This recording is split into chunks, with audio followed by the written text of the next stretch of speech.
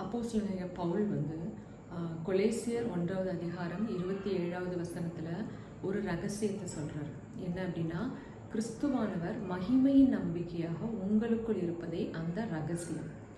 அதாவது தேவாதி தேவன், கர்த்தாதி கர்த்தர், அண்ட சராசரங்களையும் படைத்தவர், அகில உலகத்தையும் ஆள்பவர்.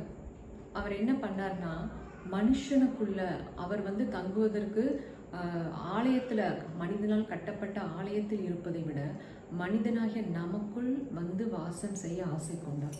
எத்தனை நல்ல தேவன் இல்லைங்களா? ஸோ நம்ம கடவுளை ஒரு கடவுளாக பார்க்காம அவருடைய இருதயத்தின் அன்பை, எப்படிப்பட்ட ஒரு அன்பு நமக்குள்ள, நம்ம தேவனை வாஞ்சிக்கல, அவரை தேடி போகல, அவர் நம்மளை தேடி நமக்குள்ள சதா காலமும் இருக்க ஆசை கொண்டார். அந்த ஆசை நிமித்தம் உண்டானது தான் சிலுவையில் அவருடைய மரணம். இப்போ சிலுவை மரணத்தில் அவ்வளோ கொடூரமான வழிகளையும் பாடுகளையும் வேதனைகளையும் நிந்தைகளையும் ஏற்றுக்கொண்டது எதற்காக அப்படின்னா, நாட் ஒன்லி பாவத்திலிருந்து நம்மை மீட்டார். அது மதம் சொல்கிற ஒரு விஷயமா இருக்கலாம். அதாவது கிறிஸ்தவம் என்பது ஒரு மதம் அல்ல, அது ஒரு அன்பின் மார்க்கம், ஒரு தகப்பனுடைய இருதயம். அது தன் பிள்ளைக்காக ஒரு பரிதபிக்கிற ஒரு இருதயம் தான் கிறிஸ்தவத்தில் தேவனுடைய இருதயம். ஸோ நமக்காக அவர் பரிதபிக்கிறார். ஸோ இந்த மனிதனை எப்படியாவது தன்னிடத்தில் கொண்டு சேர்த்து கொள்ளணுன்ற ஆசையோடு தான் தேவன் மாம்சத்தில் வெளிப்பட்டார். தேவன் மாம்சத்தில் இந்த உலகத்திற்கு இறங்கி வரார். ஆண்டவராக இயேசு கிறிஸ்து நம்மளை பிள்ளைகள் என்று சொன்னாராமா. ஸோ அதனால நம்மளை போல அவருக்கு ஒரு மாம்சத்தோடும் இரத்தத்தோடும் இந்த உலகத்திற்கு இறங்கி அந்த சிலுவையில் அத்தனை பாடுகளையும் சகித்து ஏற்றுக்கொண்டு நம்மிடத்தில் நிரந்தரமாய் தங்கும்படியாக இப்போ இவ்வளோ ஆசையாக நம்மளை தேடி வந்திருக்கிறார். இப்போ இன்னைக்கு நம்ம கடவுளை ஏதோ ஒரு தேவைக்காக அல்லது ஒரு பாரம்பரியமாக, ஒரு சடங்காக அவரை தேடாமல், இப்படி என் மேலே ஆசையாக இருக்காரு, அதற்காக தன் ஜீவனையும் கொடுத்தாரு. அப்போ கிறிஸ்துவானவர் எதற்கு நமக்குள்ள வாசமாக இருக்கிறார்? நம்மிலிருந்து மகிமை வெளிப்படுவதற்காக, நம்மிலிருந்து மகிமை வெளிப்படுவதற்கு ஒரு நம்பிக்கையாக கிறிஸ்து நமக்குள்ளதான் இருக்கிறார். ஸோ நமக்குள் தங்குவதற்காக ஆசை கொண்ட அந்த தேவனை நாம் ஆசையாய் தேட வேற எங்கேயும் நம்ம தேட தேவையில்லை. நமக்குள்ள இருக்கிற கிறிஸ்துவை நாம் எந்த அளவுக்கு தேடி அறிந்து கொள்கிறோமோ அந்த அளவுக்கு நம்மளுடைய வாழ்க்கையில அவருடைய மகிமை வெளிப்படும்.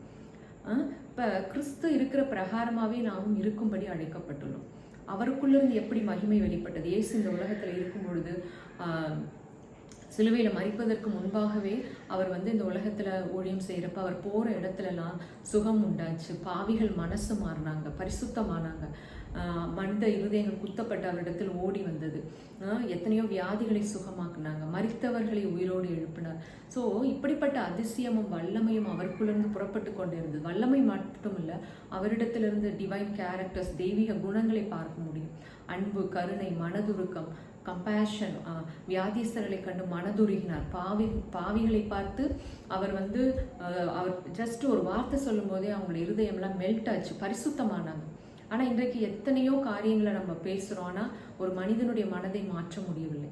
ஆனால் கிறிஸ்து நமக்குள் இருக்கிறார். இப்படிப்பட்ட தேவாதி தேவன் நமக்குள் வாசம் செய்ய ஆசை கொண்டு இறங்கி வந்தவரை ஆசையாய் நாம் தேடும் பொழுது, நமக்குள் இருக்கும் கிறிஸ்துவை இன்னும் ஆழமாய் தேடி அறிந்து கொள்ளும் பொழுது, நிச்சயமாக நாமும் அவரை போல நன்மை செய்பவராக இந்த உலகத்தில் நம்ம வாழ முடியும். நம்முடைய வாயிலிருந்து வரக்கூடிய வார்த்தைகள் கிருபை நிறைந்ததாய், உப்பால் சாரமேறியதாய் இருக்கட்டும் அப்படின்றார்.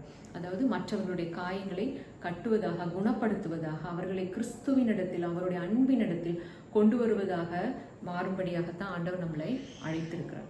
அப்ப கிறிஸ்து நமக்குள் இருப்பதனால் கண்டிப்பா நம்மிலிருந்து மகிமை வெளிப்படும் அப்படின்றார். ஸோ எப்போதுமே நம்ம தேவனே, ஆண்டவராக இயேசு கிறிஸ்துவை ஆசையா எப்படி நம்ம அப்பாவை, அம்மாவை, நம்மளுடைய கணவனை அல்லது மனைவியை, பிள்ளைங்களை எந்த அளவுக்கு ஆசையா தேடுவோம், அவங்களை அறிந்து கொள்ள, அவங்களோட டைம் ஸ்பெண்ட் பண்ண வரும். அப்படி நம்மை இந்த சர்வ வியாபியாகிய தேவன் இந்த உலகத்துல எல்லா இடத்திலும் நிறைந்திருக்கிறார். ஆனால் அவர் எனக்குள் வாசம் செய்ய ஆசை கொண்டாரே, அதற்காக அவர் கொடுத்த கிரயம் எவ்வளவு, எத்தனை அவமானங்கள், அடிகள், வேதனைகள், நொறுக்குதல்கள் எல்லாவற்றையும் தன்னுடைய சரீரத்திலும் தன்னுடைய மனதிலும் ஏற்றுக்கொண்டு, பரவாயில்ல, நான் என் பிள்ளையோட நான் இருக்கணும், என் பிள்ளையோட வாழ்க்கையில நான் மகிமைப்படணும், அவங்க மூலமா நான் மகிமைப்படணும்னு விரும்பி வந்த தேவனை நாம் இன்று ஆசையோடு தேடுவதுதான் நம்மளுடைய வாழ்க்கையின் வெற்றியாக, சந்தோஷமாக, சமாதானமாக இருக்கிறது.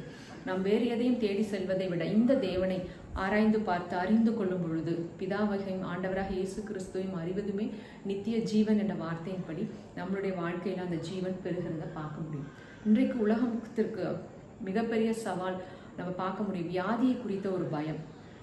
எங்கு பார்த்தாலும் எண்ணற்ற வியாதிகள், விதவிதமான நோய்களை பேசுகிறாங்க. ஸோ அதனால் ஜனங்களுக்குள்ள ஒரு பயம், நம்மளுடைய பணம், டைம் எல்லாமே அதற்காக செலவு. இது எவ்வளோ ஒரு ஆண்டவர் அப்போ எதுக்கு ஒரு கிரயத்தை கொடுத்தார் சிலுவையில்?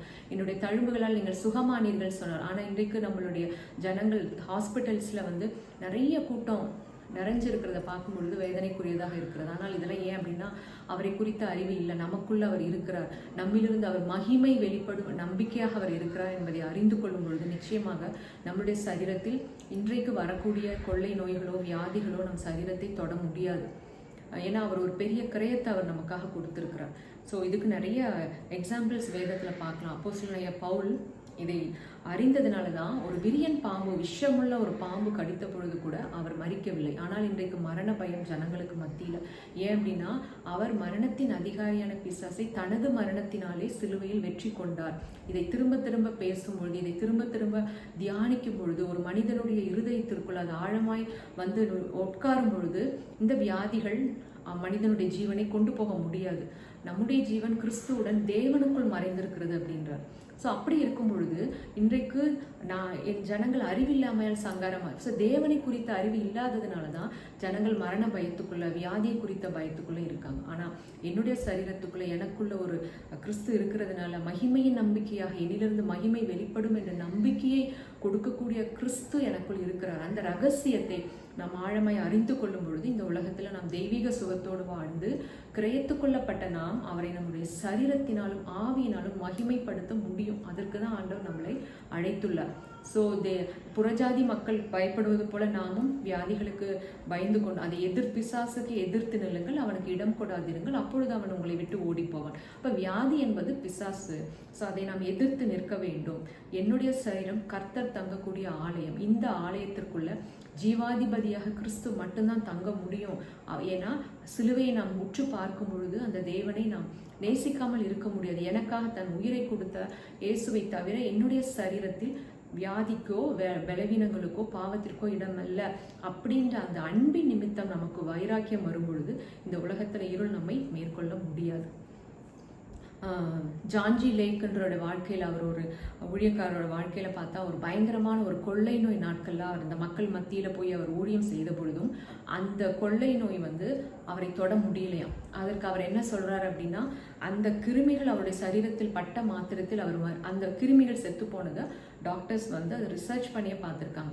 அப்போ அவர் சொல்கிறார், இயேசு கிறிஸ்துவினாலே ஜீவனுள்ள ஆவியின் பிரமாணம் என்னை பாவம் மரணம் என்ற பிரமாணத்திலிருந்து விடுதலை ஆக்கிற்று.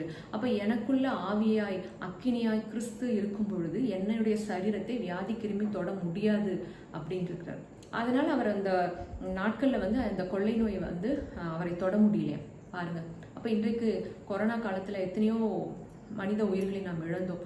இன்னும் உலகத்தில் விதவிதமான நோய்களை பற்றி அந்த செய்திகள் கொண்டான நாம் அதிகமாக பார்ப்பதும் கேட்பதும் தியானிப்பதும் கிறிஸ்துவை பற்றி. ஆனால் அவர் சொல்றார், அவருக்குள் ஜீவன் இருந்தது, அந்த ஜீவன் மனுஷருக்கு ஒளியா இருந்தது, அந்த ஒளி இருளிலே பிரகாசித்தது, அந்த ஒளி இருள் பற்றி கொள்ள முடியல. அப்போ அவர் எனக்குள்ள ஜீவனாக ஒளியாக வார்த்தையாக இயேசு எனக்குள் இருக்கும் பொழுது என்னை இந்த உலகத்தின் இருள் வியாதி கொள்ளை நோய் அது பிபி சுகர் எதுவாக இருந்தாலும் என் சரீரத்தை தொட முடியாது. ஏனால் கிறிஸ்து என்னில் மகிமைப்பட வேண்டும். அதற்காக என்னுடைய சரீரத்தில் அவர் தங்கி இருக்கிறார், வாசம் செய்கிறார் என்ற அந்த நம்பிக்கையை விசுவாசத்தை இந்த நாட்களில் நாம் பேசுவோம். சபை அதை அதிகமாய் பேசட்டும், விசுவாசிகள் இதை அதிகமாக யோசிக்கட்டும். நிச்சயமாக தேவனை மகிமைப்படுத்தக்கூடிய ஒரு வாழ்க்கையை நாம் வாழ முடியும். ஆமென்.